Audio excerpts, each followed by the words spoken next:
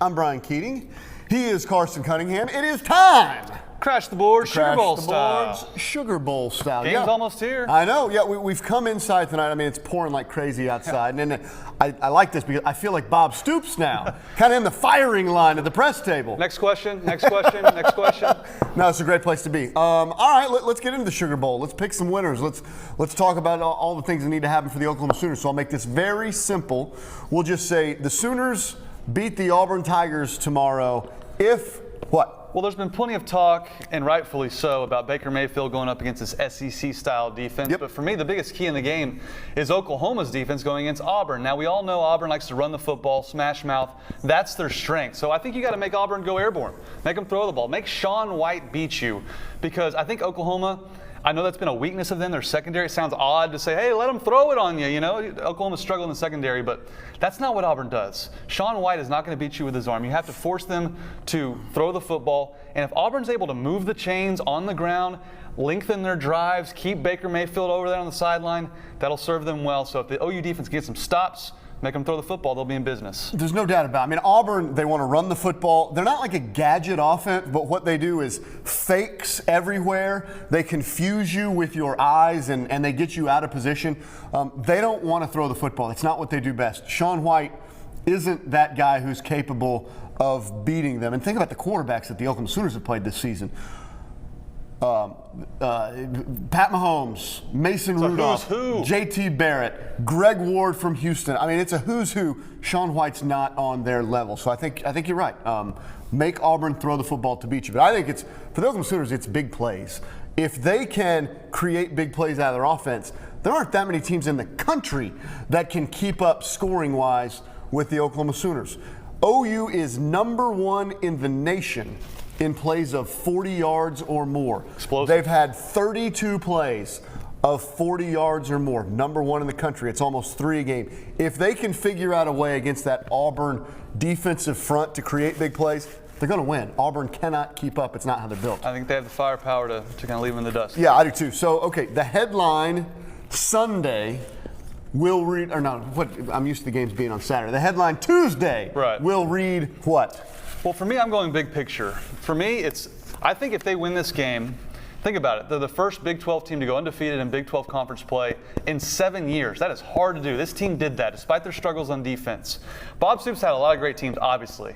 He's won Big 12 championships. He's had teams play for national championships. Won the national championship. I'm not saying this is like the best team he's ever had, but they would have a legit legacy. You go undefeated in Big 12 play, and you take home that Sugar Bowl trophy, you're one of the better teams of the Bob Stoops era. Now, I'm not saying he's up there with the Jason White teams, the Sam Bradford's teams, but their resume is up there among the best that he's ever had. Obviously, they didn't win a national title. I know all this, but I'm just saying, their resume as a whole, when you step back, take a look at it, one of the most explosive offenses they've ever had, legit legacy to win this game. And it's only the second team in the Bob Stoops era to have 2 players up for the Heisman Trophy.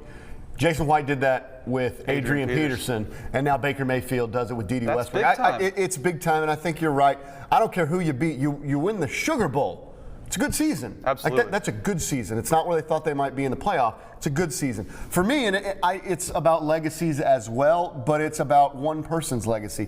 It is Samaje Sweet, like Sugar Sweet. Yeah, I like it. Samaje Sweet. He needs 83 yards to break the all-time Oklahoma rushing record. Man. Think about that and all the great running backs that have ever played at the University of Oklahoma. And again, just kind of like your point, I'm not saying Samaje Perine's the best running back ever to play there. He's not, but he's a really, really good one. And his legacy would be the all-time leading rusher in 83 more yards. So I think he will do that against the Auburn Tigers. Auburn's #5 in the country in total defense. They're really good, but I think Oklahoma's good enough to put some points on the board and run away. Think about it. Samaje has a year to spare. He has another year of eligibility, and he's not in a wishbone offense, and he's still 83 yards away. He's in a passing offense. A lot more plays, different style off. It's an incredible career, and I think Samaje Perine will break the all-time rushing. Hopefully he gets his due. I know we spent a lot of time talking about the Joe Mixon saga, and rightfully so, but Samaje, tremendous guy, tremendous athlete. He's going to get his deserved due. We've got about 2 minutes to go. I want to talk about Oklahoma State and what they did to Colorado earlier this week, dismantling the Colorado Buffaloes, the #10 team in the country. Oh, by the way, how do you read Oklahoma State? They're loaded going into 2017. No For doubt. me, it is absolutely eerie, the similarities between 2010 and now 2016. Mason Rudolph, a.k.a. Brandon Whedon, coming back. James Washington, a.k.a. Justin Blackman, coming back. Very similar. They're 2 stars coming back for 2017. They're loaded. I got deja vu in the Dome. They absolutely put a whooping on Colorado, just like they put a whooping on Arizona. And for me, it just underscores the fact, Mike Gundy, I know a lot of people had a bitter taste in their mouth after Bedlam. But Mike Gundy underscored the fact 5 out of 7 years, 10 win seasons. Nobody in the country is hardly doing that. Only a handful of schools. So you know what Mike's going to do? He's going to stroll into Mike Holder's office. His contract's not signed. He's going to say, Mike Holder, another 10 wins. It's time to sign me up for good. I'm here for life. I've got things rolling again. And in 2017, chance to win the Big 12 and make a statement nationally like they did in 2011. So he's putting his feet up on Mike Holder's desk saying, I'm the man. I'm almost 50. I think that's the first time we've had a feet on the table situation for crashing the board. Yeah. I think it's appropriate and probably what ought to happen. Yeah, the Cowboys were almost perfect. Almost. Almost perfect. They went 38-3, and we know about their offense and how explosive they are, and the fact that you're right, Rudolph and Washington are coming back for their senior seasons. We know all this. Their defense was almost perfect. They were physical and ferocious and fast, and they were flying around. They dominated Colorado, beat them up, took their will, and that was almost, they almost got shut out. Almost perfect. It reminded me of when they played Oregon and got beat up and weren't ready for the physicality. Oklahoma State imposed their will. That's a good way to put it. Good week for the Cowboys. We'll see what happens tomorrow night for the Oklahoma Sooners and the Auburn Tigers. For Carson Cunningham, I'm Brian Keating. It's Crashing the Boards from New Orleans.